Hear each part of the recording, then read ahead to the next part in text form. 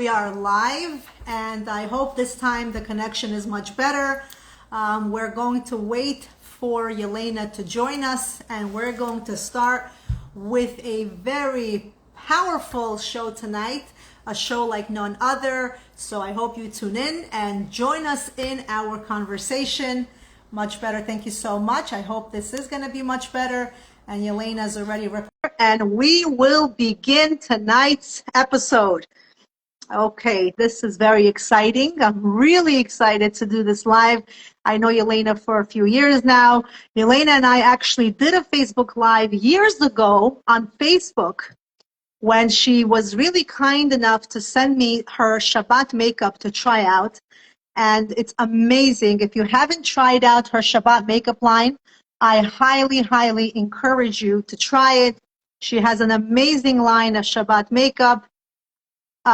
And there she is. Yelena, I think your screen needs to be turned over. There you are. I see you much better right now. How are you?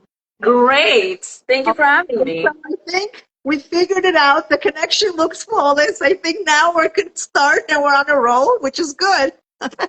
Thank God. Let me give a disclaimer for those who are watching. Yelena and I are both Virgos. If you know anything about a Virgo, we are both very, very strong in personalities. And therefore, a lot of our mindsets may be similar in certain aspects, which may differ from a lot of people who are watching. So if you notice that me and Yelena have a similar type of mindset, it's because we both are Virgos. Yelena, when is your birthday? August 24th. Oh, it's coming up. And guess when is my birthday? Didn't you just have one? No, wait. You're one day after me, no? Yeah, so I remember now. You're fine, August right? So our 25th. birthdays are coming up real soon. You're gonna have a birthday on Sunday. That's exciting. Yep. I won't ask you your age online. I'm 41. I'll be 42. There's nothing wrong with that. Right? I didn't know you were older than me. That's cool. Yes, and wiser. I'm not disagreeing with that. Listen, I'll be 39. I still have room to grow. Like my husband says, wait till you're 40. I don't know what's happening when I'm 40, but apparently there's supposed to be this real, boom when you're 40. I don't know. I haven't gotten there yet, but I'm looking forward. Not this year. I don't want to push it A fast. lot to look forward to. It's all fun. Don't worry. Good. I'm looking forward. So, Yelena, we actually had a little bit of a discussion before we went live today, and we were trying to brainstorm on the topics because you're very well versed in many topics and you can really talk about anything. But I think the topic that I want to discuss tonight, and not for any apparent reason, I just think it's a topic that many people deal with, especially when I get my anonymous questions. Sometimes I share all the questions I get, and sometimes I don't, because if I don't really have an answer to the question, I won't really share it. I really don't know how to answer it. I don't have all the details behind it, so I kind of tend to just not answer it. And a lot of the questions I get on my anonymous questions have to do with family members. And it came to me that a lot of people struggle with different relationships. There are family members with the mother-in-law issues, sister-in-law issues. Overall, even yesterday, I got a question where somebody says that their children, the grandparents, are comparing their children to their other grandchildren. And she says, how do I address this? Because every time I'm sitting in their company, I hear them say, well, why can't your children be like so-and-so? And it's really frustrating me because I know that my kids have different gifts and other kids have different gifts. So there's a lot of similar questions in which people feel like they have this hardship dealing with family members. So I want to touch upon this broad topic, which we're going to name toxic family members, because toxicity really means when somebody really interferes in your life enough to put you in a negative mental state. We're not going to be discussing the superficial ones, the ones that are like, okay, so somebody said something one time, or somebody tried to help, or they didn't knock on the door before they walked into your house, they didn't call you. Okay, things like this happen. I don't think that defines toxicity. Toxicity, when we're talking about toxic family members, it's more of the family members who for years are interfering or putting us in a very negative mental state. Now, there are different types of toxic family members. You could have a toxic family member with your in-laws, your mother-in-law, your father-in-law, your sister-in-law, your brother-in-law, aunts, uncles. So keep in mind that everybody's situation is going to be different. So I want to open up this conversation, and I want to ask you, have you ever experienced, and I'm sure, I don't want to say sure, but I can certainly say we all have. That's why I'm feeling comfortable to ask this question from you. Have you ever experienced a moment in your life where you felt that there was some toxicity in your life that you had to deal with? And how did you deal with that situation? So first of all, hi everyone. Thank you for having me. You have it. You hear me well? Perfect. Okay, perfect. So just like every single person on this planet, yes, of course I did. And in my personal situation, and we can only speak on but for ourselves, I have this situation where a lot of people compare me to family members, meaning like, why aren't you like Yelena? Why aren't you? And that creates tension between family members, and it creates a lot of resentment. And I don't want to say the word hate because we don't have that. I have a phenomenal family. But sometimes I feel like there is this, it's like I have to apologize for being me. I don't know if anybody felt that way, but it's like I'm constantly feeling like, well, what am I doing to step on you and over you? The fact that I'm being praised and put in that situation is not really my fault, right? I'm living my life. I'm doing what I'm doing. I enjoy what I'm doing. I think I'm doing the right thing, right? I'm not stepping over other business owners or family members, but then it just comes up, right? I'm sure you felt the same way, and many of you did. And it bothers me a lot because that feeling of guilt, like you're never going to be accepted, it really eats you up. So to give you an example, I'm compared so much in like other people's families. Like, if she could do it, why can't you do it? You've heard that probably for you about yourself too. Well, she's doing it, why can't you do it, right? She has kids, you have kids. She has a husband, you have a husband. Why can't you do the same thing? And you know what? It's really not fair to us because we chose this path. It is not an easy path. It's not an easy path to have children and a husband alone. Forget about business or work or whatever. Like you said, we have that. Me and you are very similar in a way. We have a lot of energy, and we make that energy ourselves. Where like somebody called me like this, I'm the generator. I am a generator. I generate my own energy and I use it. It's like your bank account in a way. Like you make it, you put it in, you're using it, and someone will tell you, you know, because of you, my relationship is going down because my husband is always putting you in our relationship. But look at her. Look at my friend's wife. So it's really hard. Like a lot of times probably people look at you and they say, oh my God, she's living the life. Like her husband is so good, he's supportive. Like my husband's not going to do it. And it's like back and forth. You know what? It's not like we saved the country in our past life. We met a person, just like all of you met a person, and we created what we created. And believe us when we tell you, we didn't start out this way. Like I really had to have discussions with my husband that this is what I'm doing. And sometimes you can't do that to your husband because your husband is not built that way. It's not wired that way. So listen, right? Like for example, if I would want to go live, and we have, thank God, 6 kids, and I would tell my husband, I'm going live. Like I don't care what's happening. I already scheduled it. So take the kids to the room. Like not a lot of people would say, we can't say that to our husband. Like that's crazy. He would never do. He doesn't even know where the kitchen is, right? So we can't compare and contrast. So this is why when you have a family member that's looking at you and being resentful to you for having towards you, for having what you have, and they're not having what you have, it's very difficult because that guilt that's constantly in you keeps pressing on you. So of course, over time, I learned how to just kind of like, okay, it is what it is, and I'm just going to live with it because we're not pizza. We can't please everyone. And does it hurt me? Yes, it hurts me for being misunderstood. It hurts me for being resented. It even hurts me that I'm being compared, like that somebody's being comparing to me. But on the other hand, it's really not the problem of the person that's kind of being put on that pedestal. It's the problem of the receiver. You understand? It's really the problem of the receiver.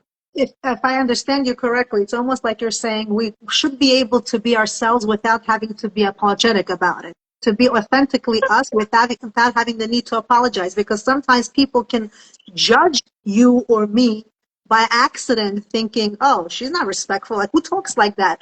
But not realizing that this is our style or our way of leading our marriages. And there are other situations in life where we're completely like, okay, the whole world is going to stop. My husband needs me now, and he's the only one I'm going to be for. 100%. So that's the two sides of the story that people may not necessarily see. So sometimes I always say by accident, my husband's like, you have to stop using that word. It's not an accident. People know what they're doing. So sometimes people can look and judge without realizing that just because you see something in a certain way doesn't make this person either perfect or imperfect. This is what works for us. And I totally get you about being compared. Absolutely, because you almost have to, it's almost like your firehouse personality can become intimidating for some people. Do you ever feel that way? Of course, all the time. Sometimes I walk into the room, energy changes. You ever felt that way? I walk into the room. I did a nonprofit. Somebody asked me to MC a nonprofit. I never do that. This is your turn, whatever. I said, yeah, cool, no problem.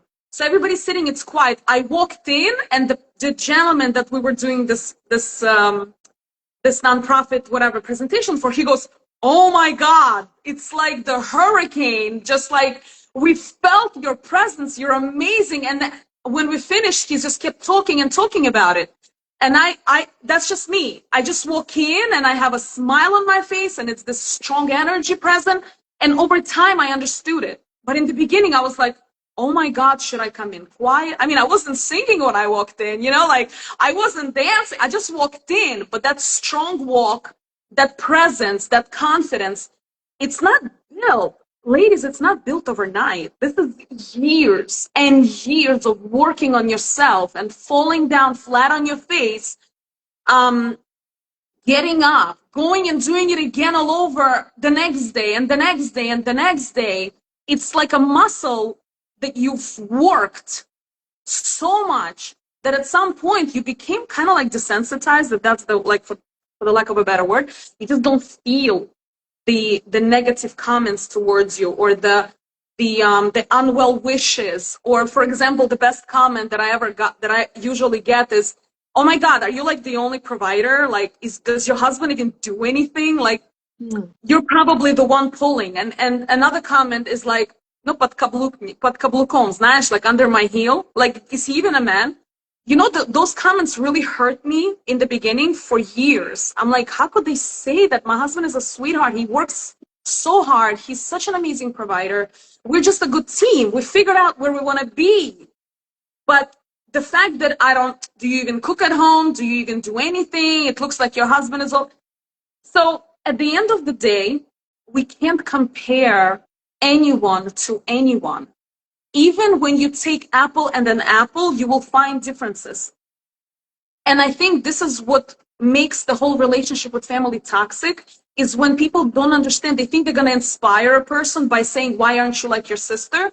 But in fact, they're putting that person down and completely like deleting all the amazing things they've done for themselves. Because you have siblings, I have siblings. They have so many things that I don't have and I'll never have. And there are things that I have. Do you understand? So you're doing my sourdough bread, yeah. So you follow, like. So I totally follow. It's actually, I'm going to backtrack on something you said, which is actually different than my perspective of it. You know how you said you walk into a room with so much confidence and you've kind of actually let that negativity go away. You've learned to be resilient. I have a different attitude and perspective towards that. What people don't realize, at least with me personally, is that just because a woman can appear to be strong and confident does not mean she's not sensitive and she's not like a total mushball. So people don't realize that just because, for example, for me, because in my case, right, I may appear very strong and very confident, but deep inside, there is so much doubt in my mind, and it may look like I have no doubt whatsoever, but it's the constant fighting and overcoming those doubts, which I have to do on a constant basis. All of us have doubts. All of us have this feeling of I'm not good enough, and maybe I'll make a mistake, and maybe I'm going to mess up, and maybe I shouldn't talk about this, and maybe I shouldn't wear that dress, and maybe I shouldn't leave this event. Those doubts are in all of us. The difference is, at least with me, maybe you're totally at a different level, which is, I envy you for that, and I wish I can get to that level.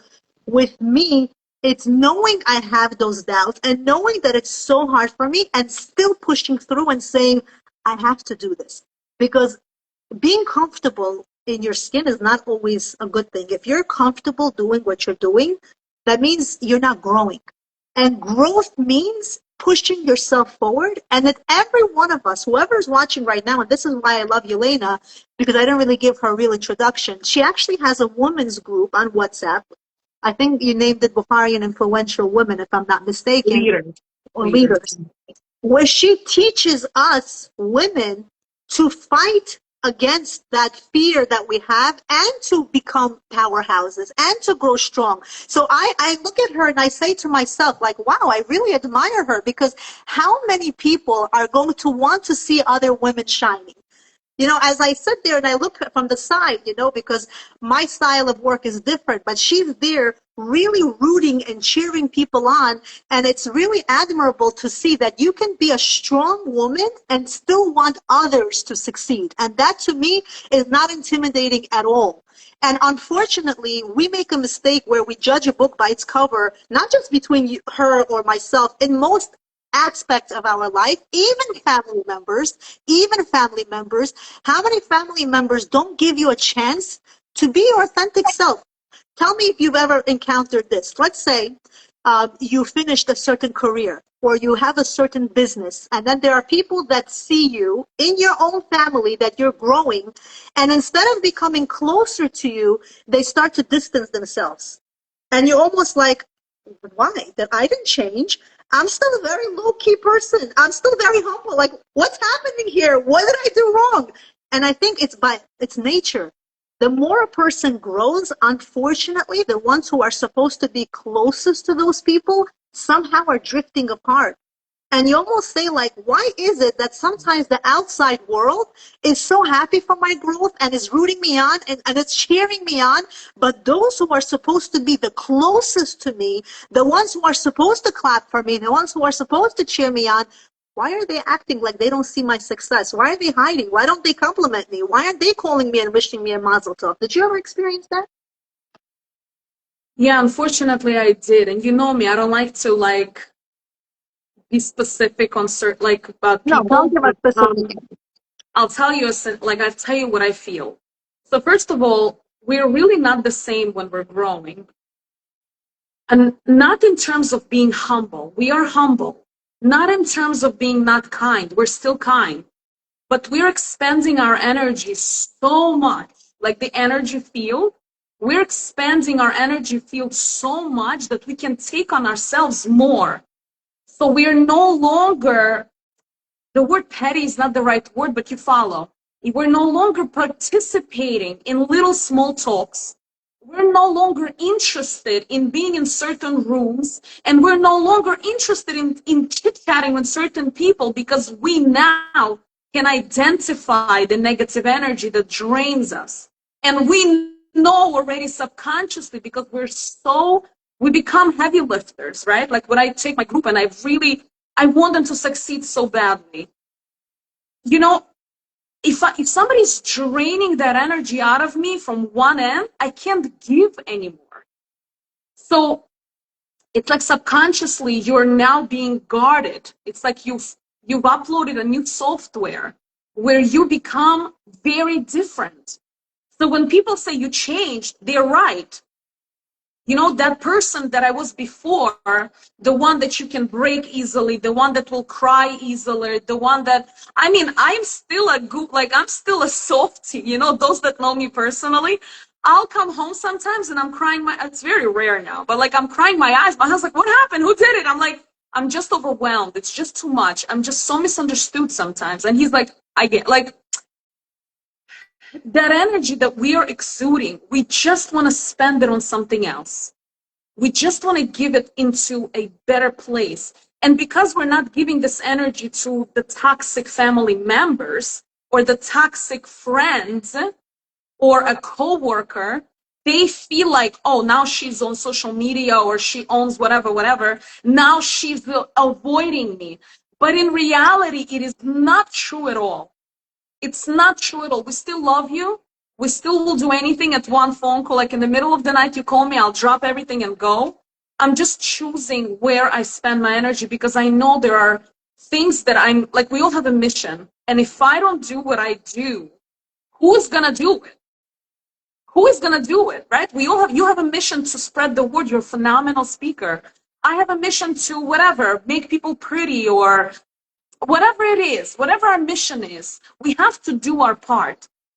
Absolutely. So when it comes to comparing, I just want to go back to the topic for a second because I think it's important. Not only do adults get compared, but also the kids get compared. Like, you see her child goes to school, they're saying thank you. They're saying, why can't your kid do that? Why is your child running around like a crazy person? Why can't they do it like your... Don't do it. Please, if you're that person, I'm looking into your eyes, you know you're that person. Stop it. You're destroying lives. You're destroying potential. You're destroying confidence. The person that has that child that's all over the place with whatever that kid has, that child is going to grow up eventually and grow out of it. Be more patient. Like I heard somebody speak once and they said, your children are your deposit account. Don't expect to cash out yet. Just deposit. It's your deposit account. Teach them, tell them this, that, tell them, but you're depositing. Just because I told my 5-year-old to like clean up his room doesn't mean he's gonna get up and clean his room. Just because my sister's 5-year-old is cleaning his room, I'm so happy for her, but I don't care. I can't force my child to do what your incredible protege of a cleaning. You follow? Yeah. That starts from childhood. That starts from childhood. I'm not gonna go Freudian on you, but it does stay with you. I see this with adults. I can tell you immediately as I'm speaking to a person if they've been neglected and compared to when they were little. You know this too. So, and then what happens when we're an adult? We don't believe in ourselves. We think someone else is better. We think someone else is prettier, faster, thinner, stronger. And we always live with doubt. And all it took was somebody constantly comparing you to your cousin, to your sister, to your brother, to your neighbor's kids. You understand? So, you know, this topic is so, like, it's so dear to so many women, especially mothers, that comparing, contrasting game, it has to stop. It has to stop when it comes to siblings. It has to stop when it comes to cousins, family, everyone. There is literally no reason on this planet why you have to compare to anyone. Allow people to stay in their lane. Allow people to grow at their own pace. If you feel like you can contribute to their life and they are okay with the way you're presenting it, because sometimes presentation is everything, especially with us Virgos. It's not what you say, it's how you say it. So if a person is kind of like allowing you, do it, help them. But there's no reason to walk into your dirty sister's house and say, oh my God, you're such a pig. No, you're going to go roll up your sleeves and you're going to clean, right? So Disclaimer. Don't tell us the house is dirty. Start cleaning. That's it.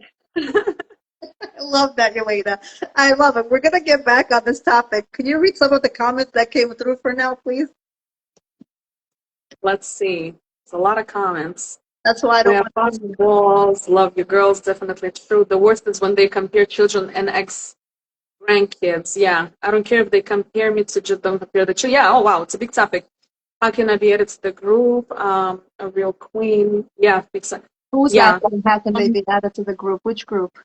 Oh, your group? The influential leaders, yeah. Your energy is not alignment with those outside. You're 100% right. I feel like my sister wants to drag me into this negative drama, but I'm done with all this. So now they want to see me not successful. Yeah.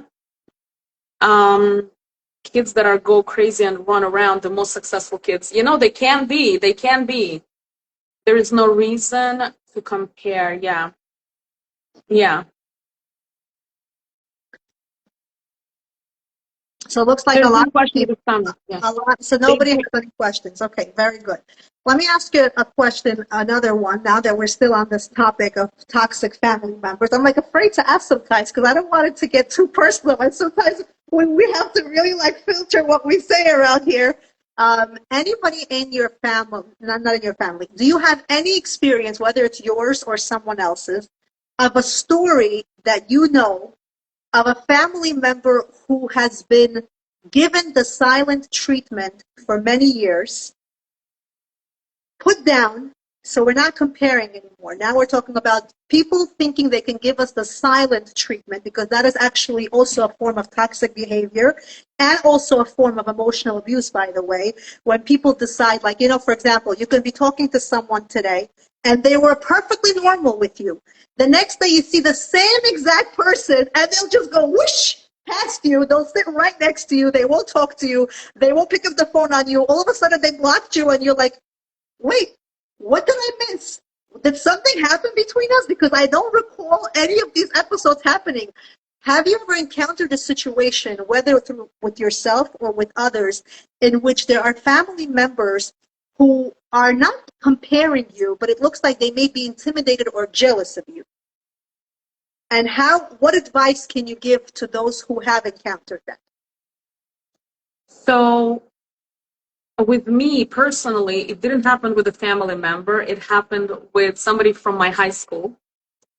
And when I started doing my makeup line, and I just opened my Facebook page, and I remember I was, no, it was actually a couple of years after that. It was 2017, I think. Yeah, a few years after that.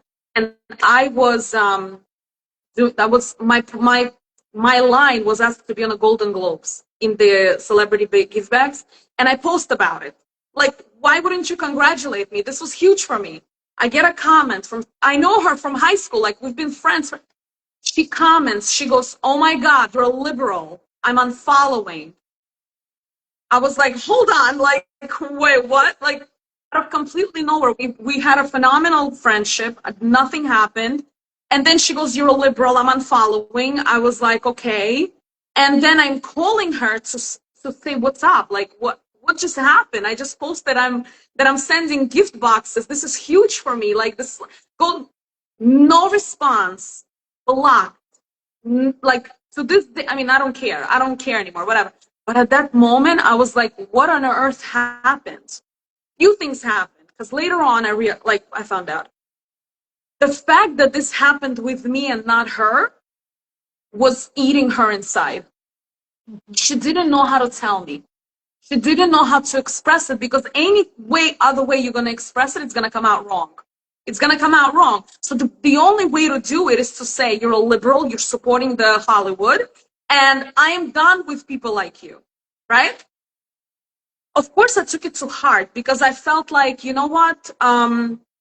This person could have just asked, well, how did you do it? How did you get into it? I would be so happy to tell you, right? But the fact that you're going to completely like delete me out of your life when we had such a phenomenal, we had a great relationship.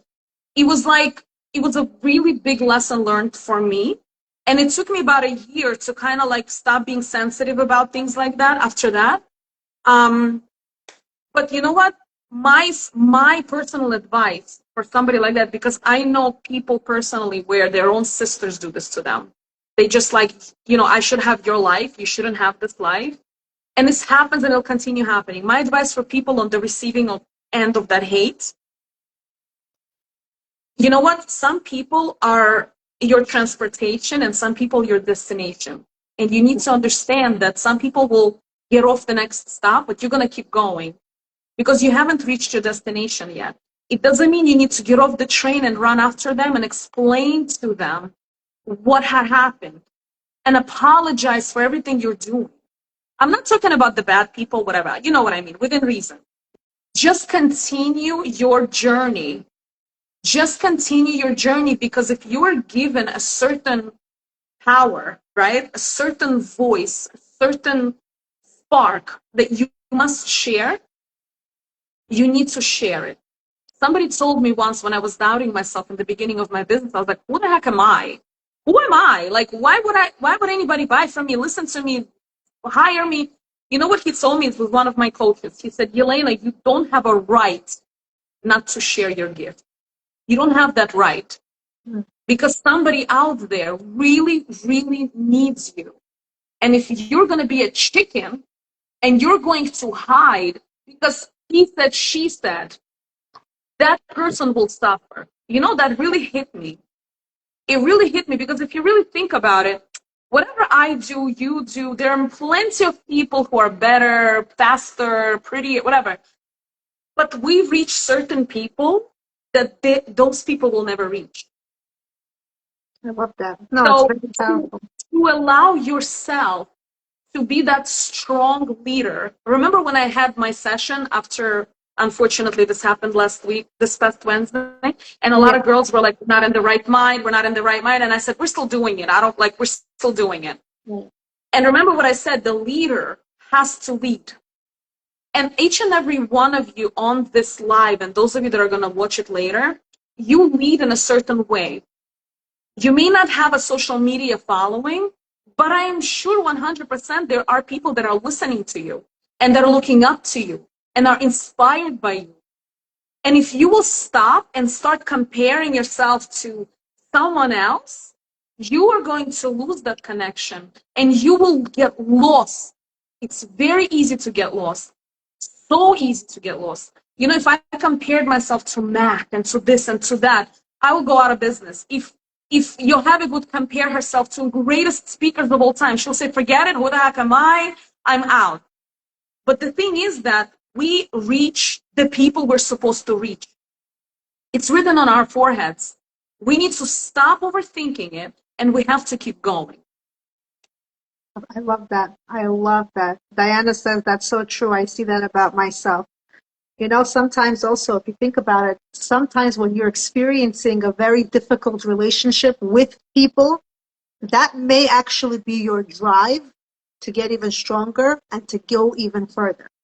Sometimes it's the people who put doubts in you that are actually making you who you're meant to be. If life was perfect and you had everything on a golden tray, what would motivate you to keep fighting? What would motivate you to keep growing? What motivates you when you're in a dark pit, like a lot of the celebrities that are out there, right? Like, for example, let's take Oprah, or let's take, what's that guy that does Family Feud? What's his name? Steve Harvey. They tell you like their stories where they came from nothing, or they experienced, you know, some childhood neglect or rape or whatever. When you're going through a very difficult moment in your life, believe it or not, that's the time that you have that real drive to go and to go so high to a level where you never thought was possible. So even though you may be watching and you may feel so doubtful, and you may feel so negative, and you may feel like, I don't have what it takes, I don't have the support system, I'm drowning, it looks like everybody else has the tools, but I have nothing, you're actually not 100% right, because me and Yelena or anybody else that started, we started from the most, you know, difficult time. Like, for example, me personally, I don't like to share personal stuff. I'm not going to say any names or any, you know, I don't want to give too much information. But one of the most difficult moments in my personal life was when I got married. I got married very young. And when I got married very young, I mean, I got engaged at 16 and I got married at 17. There was no real learning curve. I was mature, but I didn't realize at that moment in my life how life is going to throw things at you, and you're either going to be able to deal with it or you're going to be thrown right down and fall. And in the beginning of my marriage, I thought I was dealing with it. But it took me years to realize I was actually falling, and I was falling so low that I came to the point in my life where I started to really feel doubtful about myself, to really feel like, oh my God, is this me? Where am I heading? And only recently, like a few years ago during COVID, when the world shut down and there was no world, and it was just us having to really get to know ourselves because there is no world, it's just me and my family, that's when I was able to really look inside and say, all those lies I was made to believe, all those times where I was constantly getting slapped down and falling, so they weren't true, because now you're in your own four walls and you really have this perspective about who really am I. And that's when I was able to really go out of my comfort zone and start pursuing my dream of becoming a speaker, my dream of being out there. But for years, I was, and only now starting to understand that for years, I was actually being emotionally abused by certain people where they were putting me down and putting me down and putting me down. And I didn't know it was being put down. All I did was absorb it and say, something is wrong with me. I have to change. I have to apologize. I have to, maybe my thinking is weird. Maybe I'm too harsh. Maybe this. And then I realized, no, there's nothing to apologize for. Some people cannot handle our personalities, and it's not because something's wrong with us. It's because they are just not brought up to handle it. And everybody is there to help each other grow. And unfortunately, some people are not there to help you grow. They're there to put you down and to see nothing but your negative traits. And it took me, like I said, it took me a long time to really recover. Because imagine, I'll give you like a small example, and I don't want to even have to share this, but I think just to set perspective for those who are watching to realize just how difficult certain situations can be. And even after those situations, I've learned to still accept those people in my life. I've learned to still sit at the same tables with the same people. I've learned to still attend their weddings and still invite them for Shabbat. It wasn't easy, but it's something where you start to forgive them. You hold a boundary, you forgive them, but you also have to be kinder to yourself and not let them break you. So when I got married, a very close family member actually called my house 2 months after my wedding. Imagine, you just got married, and 2 months after your marriage, you're getting a close family member set up another girl to call your house and pretend to be your husband's girlfriend. What would that tell you? It's crazy. So here I So am thinking to myself, hold on, I pick up the phone, right? I'm in my house. Now, thankfully, I was married to my husband. We actually felt very much in love when we got married. We were teenage lovers. We really were in love. And here you are getting this phone call, and somebody has to know your house number. And that's how I figured out it was a very close family member, because they weren't calling my cell phone. They were calling the house phone. Like, who was going to call a house phone? Back in the days, like, nobody even knew my number. You pick up the phone, and this girl is literally calling my house and asking to speak to my husband, pretending to be his girlfriend. And I'm thinking to myself, who in the right mind would want to break up my marriage so early into my marriage? And it took me years. Like I said, it took me years. And even till today, I'm not 100% healed. I'm not. Because, these very painful moments in our life, they break us, not to the point of I'm broken because of the situation. They break us because you're trying to understand the mindset of people, and to realize those are the same people you have to continue living with. Those are the same people you have to sit at the same table with, the same people you have to continue going to their weddings, continue inviting them to your weddings, continue to put a smile for the whole world to see, like, your relationships are so good. And you still think to yourself, if I forgive them, they're going to change. They're going to be a better version because I forgave them and we're supposed to move on. And then you realize there are some people in your life that are never changing. They are never changing. And the only thing you can change is how you allow yourself to respond. And sometimes you have to put a boundary. You have to put this wall, because I was the biggest advocate, and I still am till this day, such a big advocate of being peaceful, such a big advocate of forgiving, such a big advocate of amending relationships and not allowing, other family members to get involved. And because if I have a problem with this person, that means the rest of my family is going to have a problem and their children are going to have a problem.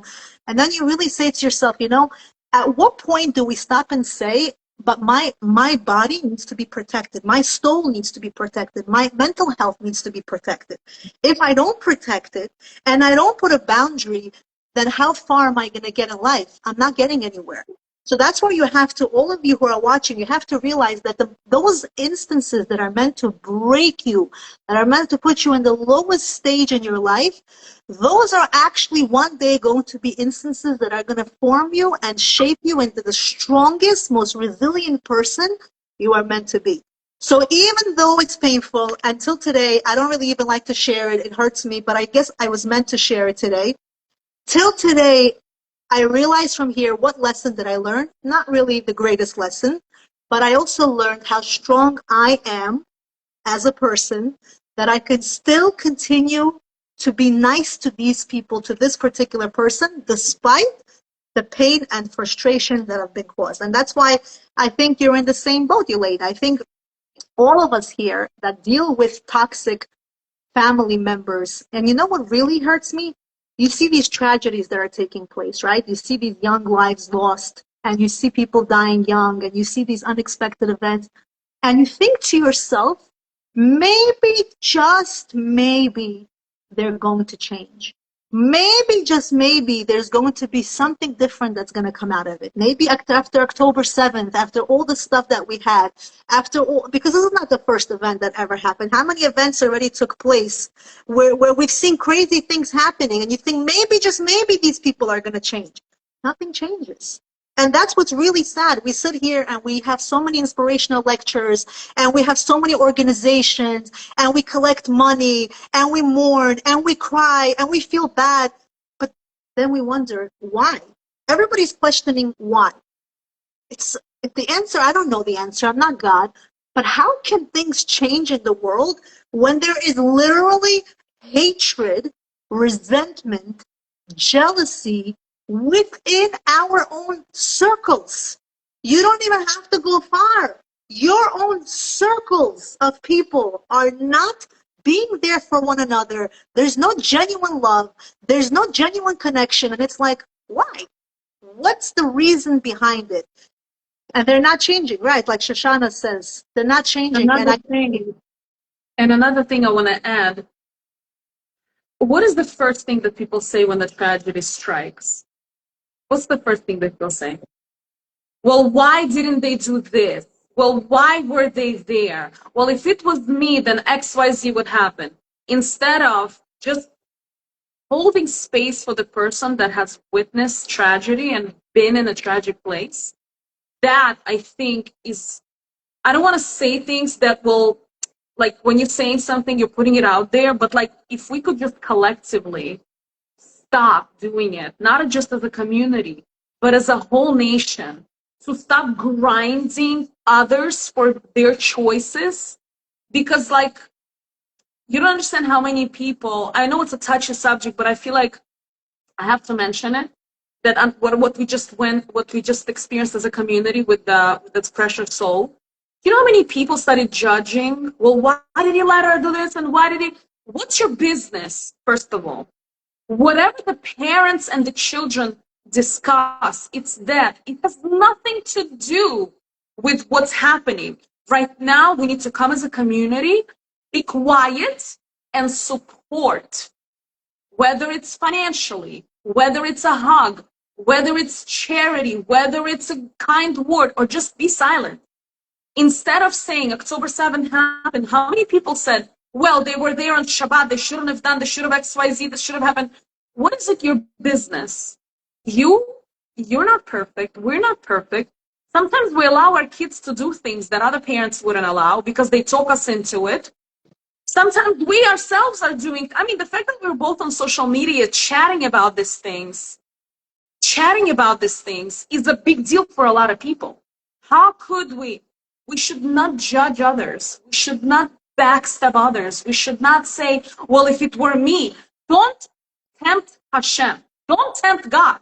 If you're saying, if it were me, God will say, oh, you're thinking like, what if it was you? Let me give it to you also. Let's see what you would do in this situation. Don't anger God. Just be quiet. It didn't happen with your kids. Go hug your children. Pray for that neshama. Pray for that soul. Stop grinding everybody and proving how good you are. You know, at this time, October 7th, I was in shul praying, and these people, it's because they did XYZ. It's because, stop. Maybe we're going to keep getting, God forbid, these tragic things like October 7th, because we just can't come together as a nation and just be quiet and just hold space. You know, this whole what if it were me, it's such a personal topic for so many people, because each and every one of us have gone through something where somebody said, well, why'd you do that? If it were me, I would never do that. Why did you allow your kid to go to this party? It's just a 5-year-old's party. How did I know that something like this would happen? Like, stop with this judgment. Everybody's, crying, let Mashiach come, let this, let that. Why don't we find Mashiach within ourselves? We all have a little piece. Let's find within ourselves. Let's grow as a human being. None of us are better than the next person. Even our worst enemies. I don't consider myself better than my worst enemy. I don't know what they're crying and praying to God at night. I don't know. This is why we can't ever say, well, thank you, Hashem. I deserve the children, or I deserve this life, or I deserve the business. You should have been a better person. Who the heck am I in this world to say or think that? Who am I? Every single person has even the smallest, tiniest person on this planet who lives within its own 3-block area, radius, has an influence on somebody. And we need to respect them. And another thing is, when someone says, and this is the big, even in my industry, why aren't you already there? Like, you've been doing this for so long. Why aren't you already there? What is it your business? What is it how are you sleeping better at night if I'm there? Like, are you going to become richer if I'm there? Are you going to have more kids if I'm there? What's going to happen with your personal life if I'm there? So my plea to not just our community, and by the way, I love our community. Don't think I don't. I love our Baharian community. I'm Bahari myself. But I just want to say that we do have it, and we not only in our community, in many, many communities around the world. We need to love each other a little bit more. We need to respect each other a little bit more. We need to just give your hand a little bit. If you speak another language, go and translate for somebody that doesn't. It's so simple. And the more good you do, the more it's going to build that muscle in you. You're not even going to want to do anything bad anymore. Absolutely. Just be respectful. Stop with this, constant nagging and constant I'm better than thou attitude. We're not. If somebody opens a business, I'm so happy for them. Somebody has a baby, I'm so happy for them. If they're doing nothing and they're breathing, I'm so happy for them. Great. Be happy for each other. Just hold space for one another. As a community, we got hit with a lot of things. We're losing people left and right. The tragedies, they don't stop. We got to look at ourselves. What are we doing? What are we saying? What are we thinking?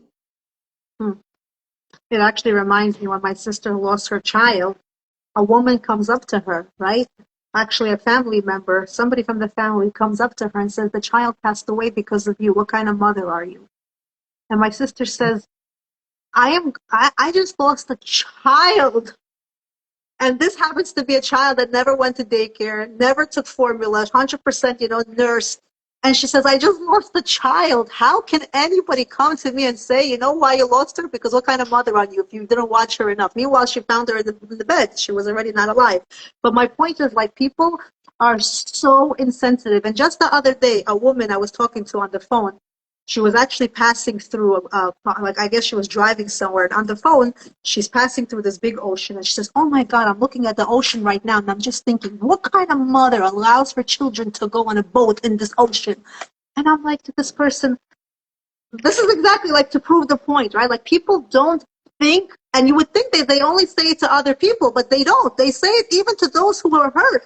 And you're thinking to yourself, well, I've been on the boat many times, and I've, skied many times, and I've done crazy things many times. Nobody expects these things to happen. And what people forget is that it happens for one reason and one reason only. That's what God wants to happen. Hashem wanted it to happen. How many people get into car accidents, and how many people, get are hit by cars, or how many people have fires in their houses? I mean, do we stop going into our house and sleeping because there are fires? Do we stop driving because there are accidents going on? Yet we don't judge when it comes to something like that. We don't say, like, how could he have been driving to work that day? No, we don't judge them. But as soon as something unexpected happens, everyone becomes a professor, and everyone starts acting like they would have made better choices in life. Right. If it was on them, their choices, that wouldn't have happened, because people forget that there is Hashem running this world. And instead of, like you said, 100%, instead of shutting their mouth and just being there to support the person, they're gossiping amongst each other, formulating stories amongst each other. And sometimes they'll come and they'll support the person. But for how long? Before you know it, everyone continues to move on with their life. Because I remember even my sister, when she was going through this whole Shiva process, during the 7 days and during the time when everybody was still calling her, she was she was somehow dealing with the tragedy, dealing with the pain. But the minute the Shiva process ended, everyone is continuing to live their life, right? I remember getting a phone call from her. She's like to me, I'm so scared right now. I don't know why. I'm feeling very nervous. I need you to talk to me. And I said, you were fine. What happened? I mean, fine to a degree. You weren't acting like this before. She said, Yocheved, when people were coming to me and they were supporting me and I was sitting Shiva, I didn't feel the pain. Somehow I was so distracted from reality, it didn't hit me. But now that everybody is moved on with their lives, and I'm on my own having to now accept the reality and deal with it, it's hitting me now. So the same thing here, like the Nisanovs who are going through this tragedy, everybody's there, everybody's supportive, and everybody's trying to come through as a community. When things quiet down, which they will, and when people already move on with their life, that's when people are going to feel the pain even more. And what we can do as a community is just continue being supportive and continue being loving, and not just let ourselves be loving and supporting right now when it's still hot. We have to continue doing this forever. Always support each other. Always call one another. Always check in one another. Not only when tragedies strike. Because if we continue to do it that way, then it's going to be a very, very, life is just going to be so much better and so much easier. I think we are already, time is running out. I think we've already come close to the time. I know there are more comments that came in. I think it was a very important topic that we discussed. We kind of touched different topics. I think very, very important ones. If anyone has a question for Yelena, by the way, again, just to introduce her properly, Yelena has a cosmetics line called Anale Cosmetics. It's a Shabbat makeup line. Yelena, I'm still obsessed. I use this makeup every Shabbat. It's amazing quality. It's beautiful. The pigmentation, the application, everything is amazing. And I really encourage, where can they find this, by the way, if they want to look into it? Where do you sell it? It's in many different pharmacies in Queens. It's online. They'll find me. I'm everywhere. Happens to be someone actually asked me about what makeup I use on Shabbat, and I actually use her makeup line called Anale Cosmetics. The presentation, like it's in gold bottles. It's everything about it. She really, really, really did an amazing job. So thank you for making us pretty, even on Shabbat when we can't use makeup. You formulated something which is okay to use. And I really appreciate it. And I'm so happy that you sent me those samples because they last forever. I still have a lot of them and they're amazing. And you know what I love about you, Yelena? Almost every single one, and I'm not even exaggerating, when there is an event happening, who's giving away her stuff at a raffle? Yelena. She has her packaging, she has the raffle ticket, and she's ready to give her product away. She doesn't just do it for one event. Every event, you're going to see Lena giving away not just one, 2 or 3 of her products and boxes. She's very giving. She devotes so much of her personal time to the ladies behind the scenes. I mean, this is what we're talking about. We have to be more of these type of women. And I don't want to sound petty when I make this next comment. It's going to sound petty. I'm not talking for myself. To some degree I am, but I'm not saying it for me. I'm saying it for everyone. How many times do you look at your stories, okay? Follow me. I think we can all follow this. And you see certain people watching your stories. And it's the same certain people all the time. And it's almost like she watches me too. It just hits you one day. And then you keep watching and they just will never, and I mean never, put a like, put a comment, put a star, put a thumbs up sign. And you're like, why? Why? What's the problem? You've been following along for 5 years. Obviously, it's interesting enough that you don't unfollow. You're still here. Why can't you just show some love and some support? How much is it going to hurt to just press that like button for something, for God's sake, you know? And it happens so often. And it's like, yeah, we're not doing it for the likes. I get it. We're not doing it for the likes. But it doesn't hurt to get a like once in a while. It doesn't hurt for someone, you know, like you can even post, my son got engaged. Not that my son did, but for example, my son got engaged. Can't you like something like that? You know, like something? No, they will just look, quietly tag along and follow, but never ever put a fingerprint. Why? And this is what I mean. You know, like show some love, guys. Nothing will happen. Give some encouragement. Give some nice feedback. Put a clap sign. Put a thumbs up sign. Put a heart. It's not that difficult. It doesn't even cost money. You know what it does? It shows that you are supportive. And there is nothing wrong with supporting. And you know what else I love the most? When the people who watch you silently start to do exactly what you're doing, yet they've been watching you silently, never encouraged you. Now they're doing exactly what you're doing, trying to be like you, which is fine. I'm great, beautiful, thank you so much. But it's almost like, oh, you've been inspired. You really liked it. You've been tagging along. That's nice. This is what I mean. And it's like, I don't want to say it's jealousy. I don't want to use that as jealousy, but it's almost like, why? The question of why can't we, as women, as community members, as people who are meant there to show love for each other, why are we not giving more love to one another? If you see a picture, somebody looks amazing in that picture. Like today, I saw somebody and I thought she looked great. I took a second of my time and I just said, you look great. I wasn't doing it because I'm like trying to suck up to her. No, it was just like a random thing. I genuinely thought this person looked great. And I took my second. I said, you look great. Why not? It's going to make somebody's day. Somebody put something. Oh, let me tell you another one that I love. Somebody will reshare exactly what you posted, but they'll make sure they crop out your name, yet it's your content. They're resharing your content, but they're not giving you any credit. Fine, don't give credit, but why not? What's the problem? What is going to happen if we support one another, if we uplift one another, if we say, by the way, this person is responsible? What's the problem?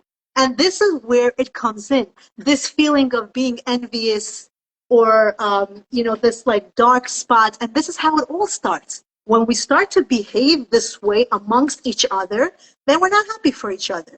That's when we start gossiping. That's when we start looking at the negative quality traits. But when we start to focus on the loves and the why it's so good and how it's inspiring, negative words are not going to come out of our mouth because we're the ones uplifting these people. We're the ones encouraging these people. So why should we talk bad about them? So some food for thought, because I'm not just talking for myself. I really can care less. Like Yelena said in the beginning, I've actually moved on. In the beginning, yes, that was my food for thought. That was something that motivated me to keep going. My likes, the comments, the shares. But you come to a certain stage where you pass that. I'm talking about the other people I do talk to, that they do mention it to me. And they say, how come I have people constantly looking at my stuff and they never, ever comment, like, or say anything? It's hurtful. What are you going to say before we log off? I just said a mouthful there. But there's one more thing that a lot of creators and successful people on all levels, successful people also go through. And that is when the person that doesn't ever support you will say that when they see you in public, they're going to say they're your best friend. They've been with you from the beginning. They believed in you from the beginning.